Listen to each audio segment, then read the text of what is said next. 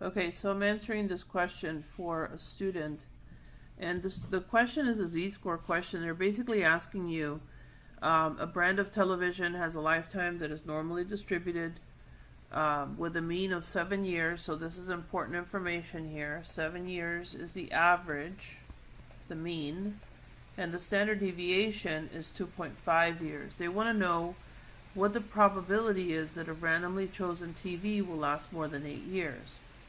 So what you need to do for this question is you need to draw a normal distribution for yourself using the given information. So we know that at 7 our z-score is equal to 0. Our standard deviation being 2.5 means that I'm going to go up, and this is now 9.5, hence 7 plus 2.5 is 9.5. That's all I really need to answer this question, because the 8 or more part comes in here. That means that I'm looking at this shaded region and I'm trying to find out what that probability is.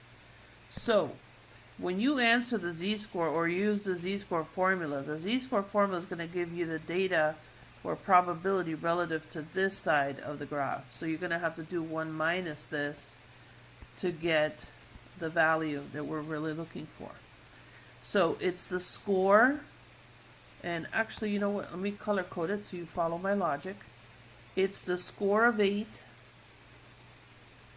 minus the mean over the 2.5 standard deviation. And that gives us 1 divided by 2.5, which gives us a z-score that is going to fall between, in this case, 1 or 0 and 1, excuse me. So you would use your calculator, obviously. All you have to do is divide 1 divided by 2.5, which will give you approximately 0.4 for a z-score. Now, what we're going to do is, to save time and aggravation, is we're going to go into Excel. And I'm going to push this over to the side for a moment. Let's see here. And we're going to go into any empty cell. We're going to go equals n. You're going to drop all the way down to norm S inverse, since we have a probability of, or excuse me, no. We're going to do norm S dist.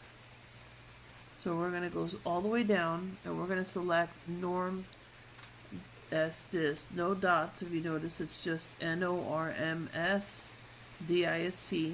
Double click on that and put in 0.4 and hit enter.